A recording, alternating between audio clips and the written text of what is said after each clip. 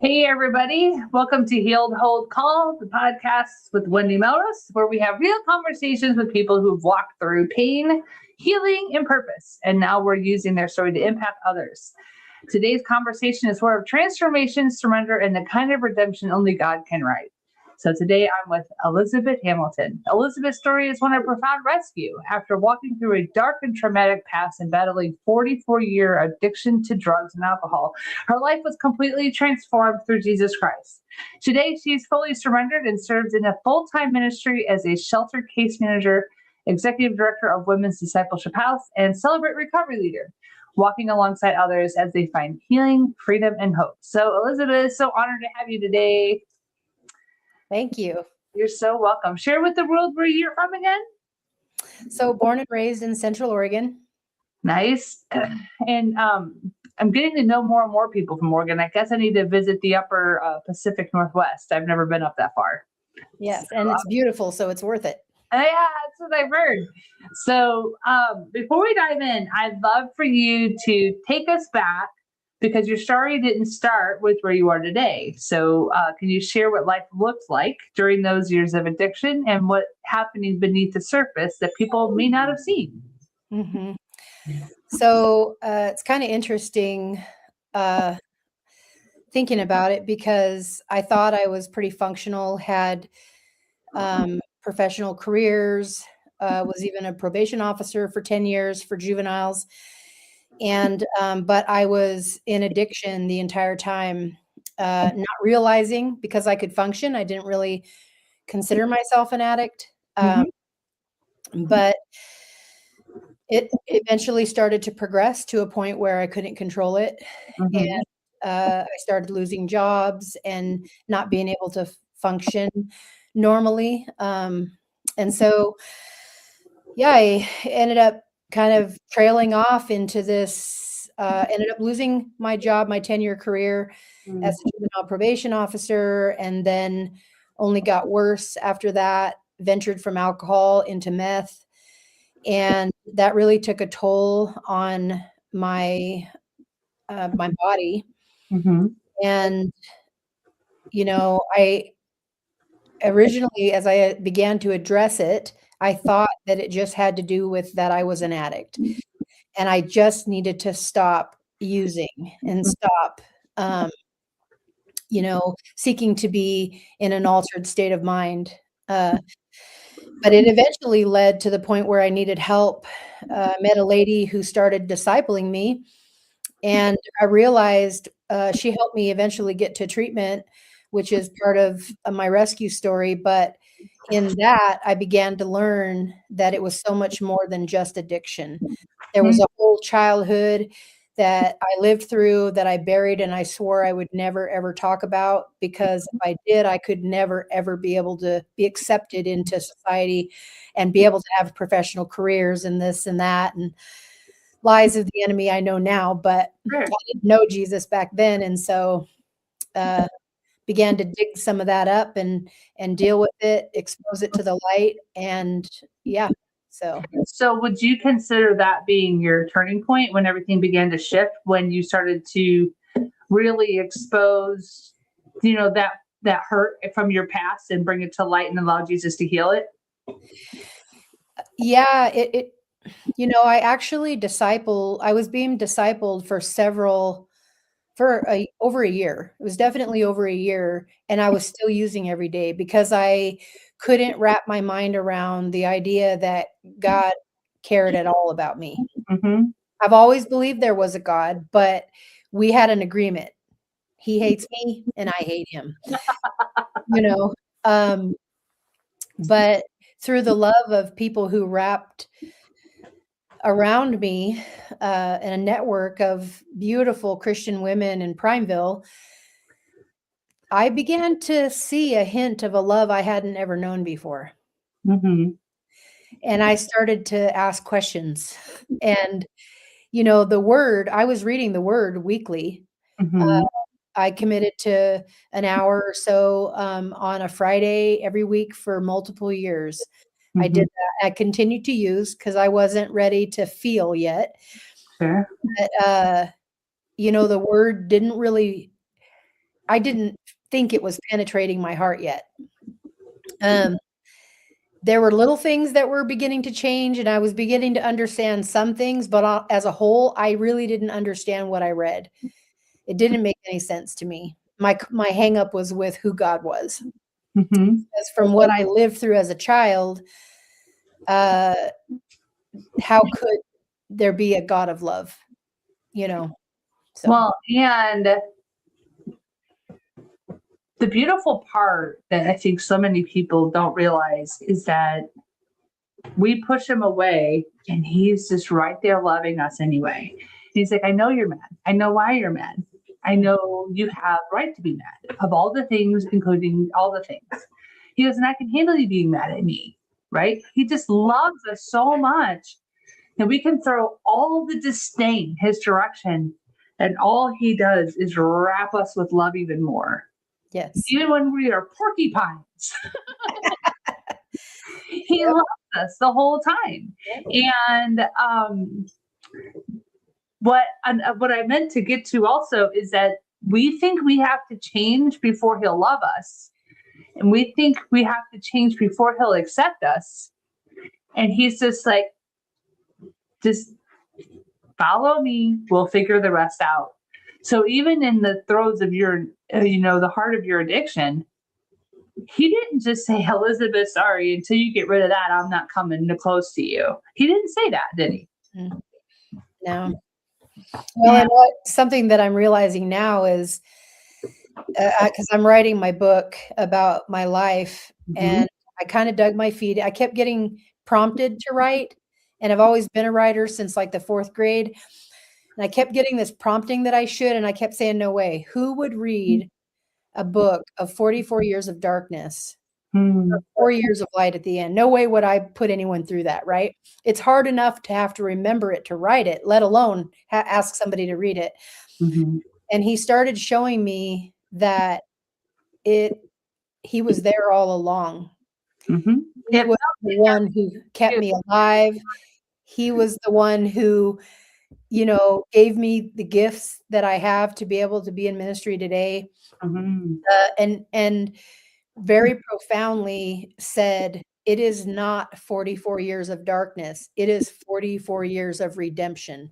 Ooh. And so now as I write, I'm integrating it with, it's the valley of whatever the memory is, and then the stone of grace and how he's redeemed that place, that broken place. Because he redeems every broken moment we have. He doesn't waste hurts. Well, anyone that could be like watching right now, and whether they are in it themselves or they know someone in the throes of it, right? What wisdom do you have to share with them to help their loved one or themselves through because, a lot of times they're probably suffering in silence. What do you recommend they do next? Because we all know, I'm not going to do what anybody tells me to do, but they're watching this on their own, right? They're watching this, if they're on their own in their own silence, which has something special to say to them. I guess for the person who has someone they want to help,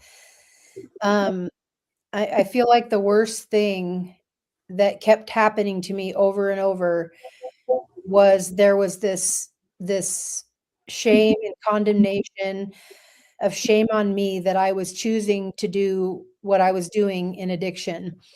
And it was never asked, why don't you want to feel? What is it that you don't want to feel? It's so important when we're loving on people that we accept them right where they're at, just the way God sheds his grace on us right where we're at. And we ask the questions, what is it that you're numbing? And if they don't know yet, because for a lot of years, I had years that were blocked out. God has revealed those to me now, but I didn't know. I didn't know that I had multiple years that I was stuck in sex trafficking. That was completely gone. From 11 to 15, I had no memory of where I had been. Wow. And so I remember running away And then I remember being at a Kager party at 15, and how I got to that Kager party from where I ran away, I had no memory. And when Mm. I was ready, God revealed it. And Wow. so we think addiction is a moral dilemma, and it is so not. It's a counterfeit for comfort, and Mhm. it numbs these hard feelings that we experience. And for some people, it isn't even as significant a pain as something like that. It can be just the absence of a parent, or not feeling seen, or being bullied at school. It can be something, but it's still profound to them, and it's a heart, it's a scar that needs to be healed. Mm. So, and then for someone who's actually going through it, I blamed God for so many years. Mhm. Never once doubted he existed, but I blamed him that why wasn't I as good as anybody else that you love?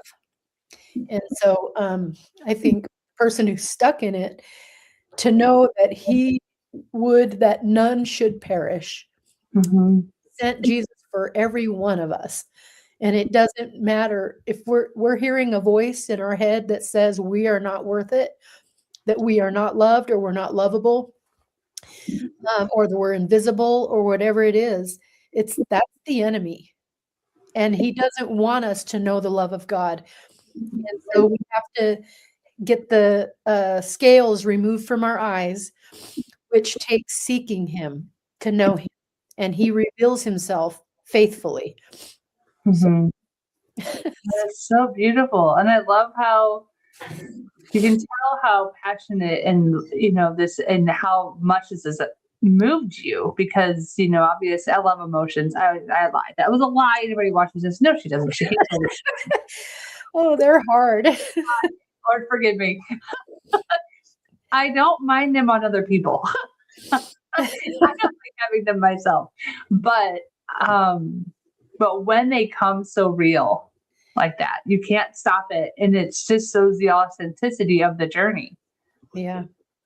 And so has it only been 4 years that you've been free of addiction then? So December 3rd, 2021 Uh, is my clean and sober date. wow. And so coming from someone who hasn't walked that path, so I just have a question. As we know, Jesus can heal on an instant. Was it a decision day that it was December 21st, or it was like you felt free and you were free then?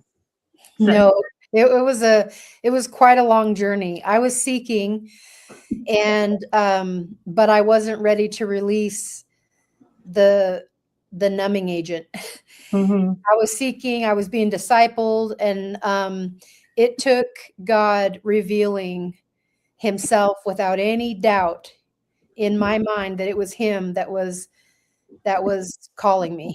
mhm, Um, I had an encounter with Jesus that it makes me think of Paul on the road to Damascus. mhm, And I pray that for people to have a Damascus Road experience, because I feel like that's what I had. I got this article in my email from Desiring God, and it was about habitual sin.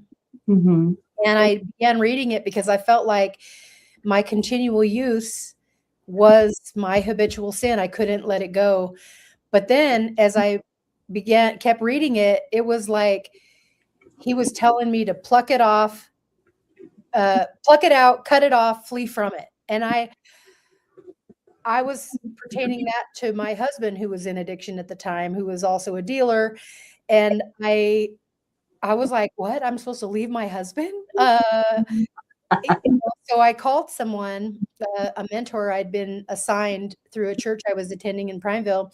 I called her and I said, hey, I got this article and I'm just really confused. Is it telling me to leave my husband? I need some outside input. So that was on a Monday. On a Tuesday, I met with her, shared the article, first time I'd ever told my whole story to someone was to her, because I didn't want her to think I was there just to talk all bad about my husband and what he was doing. I wanted her to know this has been a lifestyle for me since a very young age.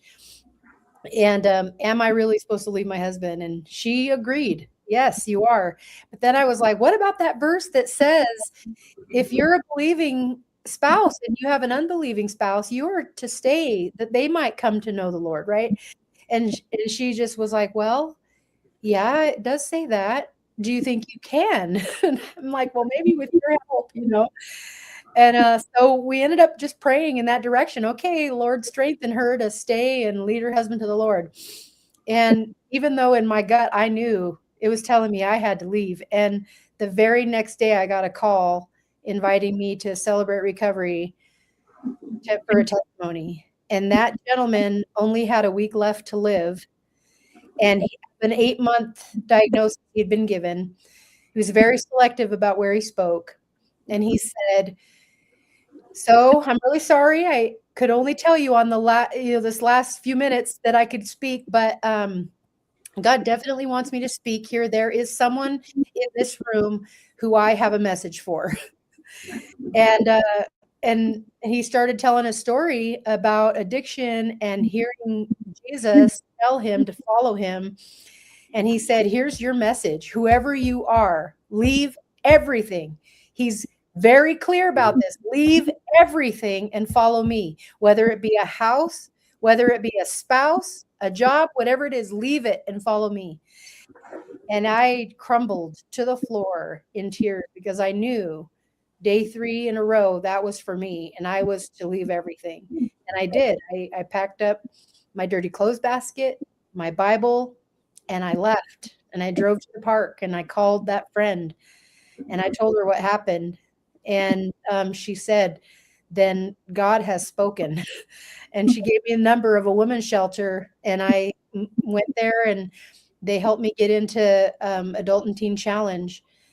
And the first week I was there, I had a radical encounter where God showed me in the 3rd chapter of The Cross and the Switchblade that he saw, it was Wilkerson was giving a sermon to some teenage gang members in a basement, and he looked around and he saw the places where they were having sex, and there was drugs and paraphernalia, and he shared with them, God wants to replace all of this that you're using to fill the void in your heart that was meant for me.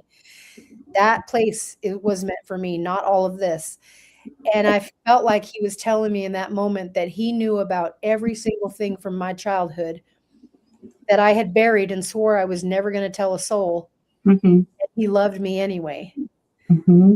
And so I committed my life to Jesus that day, and I have not turned back since. So that was December 21st. So that was so I got into Adult and Teen Challenge on December 2nd. Okay.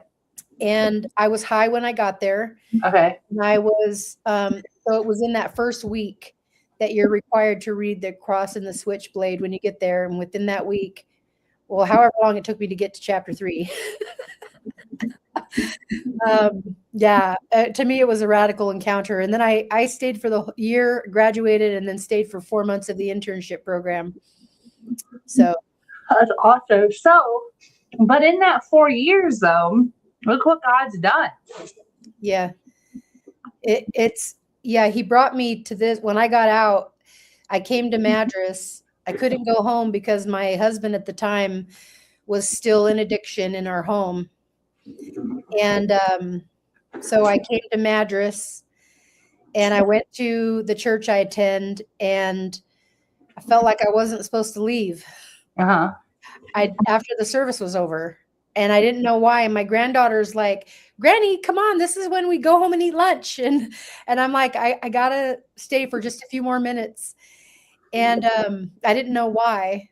And I went forward and I just sat in the front row and prayed. And a lady came and prayed over me and ended up introducing me to the director of this program that I'm in and that I'm now running.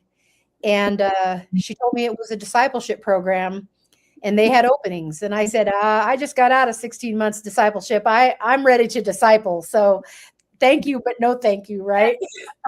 And the Lord, over the next couple weeks, for confirmation said I was to humble myself and take the lowly place Mm-hmm. and enter as a client. And I did. And I even turned down a job that I was fully hired. And I on the fourth confirmation, I knew I wasn't supposed to take it. And I came in. And on the 90th day, I was supposed to become the house mom. And the program closed for lack of funding. Oh no. But they asked me to stay. The other women they put in Oxford houses in different recovery homes, but for some reason for me they asked if I would stay in the home and kind of be a groundskeeper, because they can't. It was difficult to insure a fully furnished home that's standing vacant. Yeah, it's having been an insurance agent before, it's very expensive. Yes, and so I agreed. And I had to be counseled to agree because I was like, this is way too big and fancy of a house for me to be just living in for free. Yeah. But I agreed, and I sat here in this home for 2 years, just being downloaded with idea after idea about a women's home. And so when the new director started, he read the ideas that I had written, and he said, I'd like to offer you a job.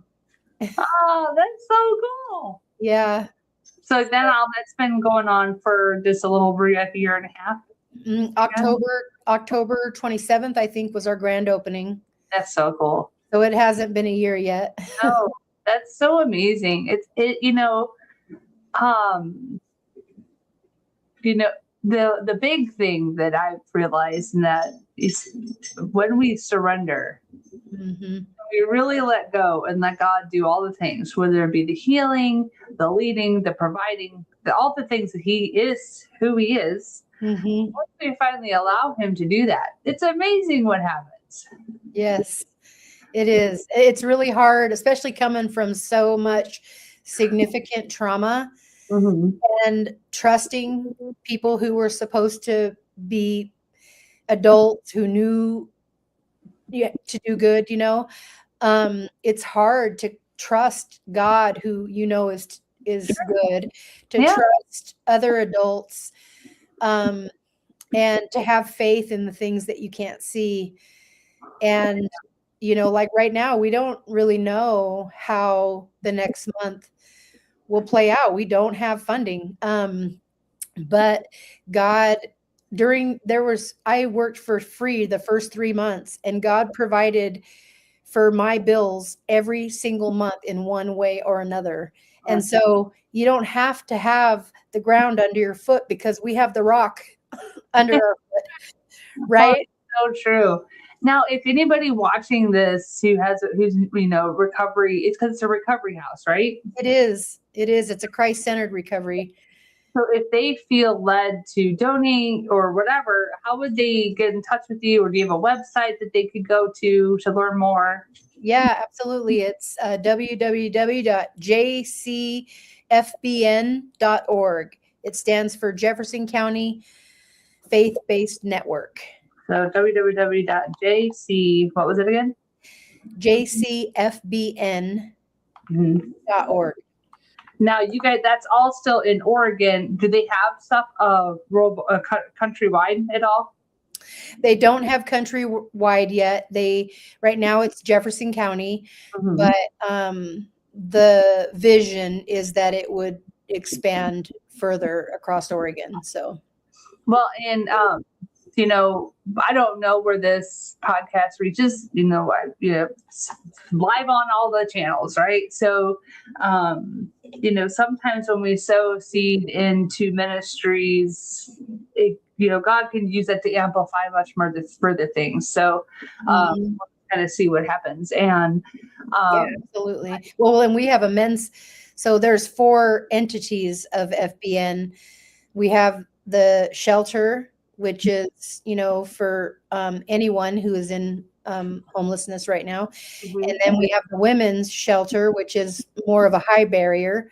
And then we have the women's house, we have the men's house, and then we have a link office. Nice.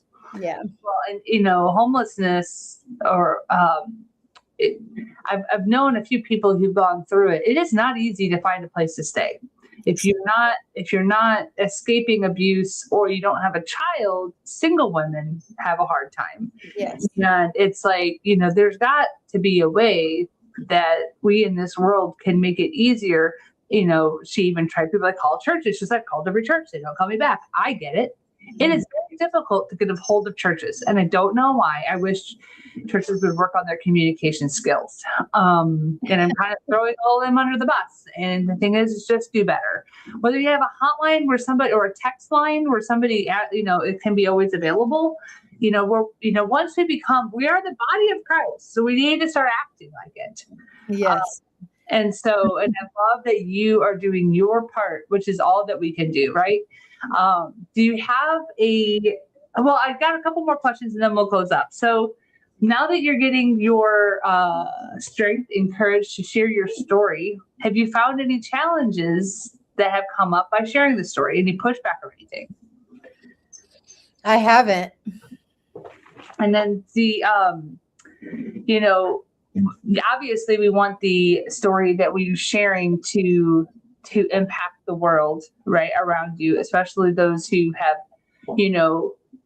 possibly lost hope for the loved ones who have been in addiction for decades. You were addicted for 44 years. That's a long time. And so often, our parents, our children can start to lose hope. What word would you have for them to just, because I would love to know, I'm sure your children, your grandchildren are so happy that you're free and they see the real change in you, right? Yes. Now I have grandchildren who will never see me intoxicated. Oh, that's so amazing. So they'll never know that, Granny. But because you've been there, you can guide them and love them and show them, and you could be aware of the things, right? You know how to protect them better. And I'm not talking about protection like this. I mean protection as in hey, by the way, if you're going to go out, make sure you watch for this. Well, how do you know that, Granny? I've been there before. What? Yeah, it's a thing. When you're older, I will tell you the bigger story. But yes, it doesn't define us, but them knowing things is what helps protect them too. They don't have to know all the nitty-gritty details. Yes. But knowledge sets us free, right? Yes. And I think for me, it's pouring into them the love that I never knew existed, because I didn't have the truth about the gospel poured into me. I knew Jesus died on the cross, but I had no idea what that meant for me personally. And I think that's huge. That's the legacy that we pay forward, is sharing that truth. That's so beautiful. Now, when we wrap up here, what would you say to someone listening right now who may be walking through a difficult season and wondering if their story still matters? Your story matters. And the purpose of hurt, the purpose of pain is to reveal God's glory in the healing journey. Because he doesn't waste a hurt. In Celebrate Recovery, that's a common phrase that we use. God doesn't waste a hurt. He uses it. In Corinthians, it talks about he is the God of all comfort. And how he comforts people in their pain is by connecting them with people who have gone through hurt. And they've been healed and become whole and are called to loving and comforting others who are going through the same thing. So we didn't go through it by accident. And when we turn our eyes to the one who has all power to heal, to save, to call, then we get to comfort others with his comfort. And so that's what it's all about. That is what it's all about. And anyone who's watching, thank you again for this. And Elizabeth, thank you for sharing your amazing story and your testimony. And anyone who's knows someone who's been through addiction or is going through addiction yourself, and you're just catching the end of this, go ahead. And when I hit the publish button, it'll be live. You can watch it back from the beginning, and you can always connect with Elizabeth at jcfbn.org. And thank you again, Elizabeth, for your time. And again, for being a part of this episode on Healed Whole Called. Thanks again. Thank you. Thanks for having me.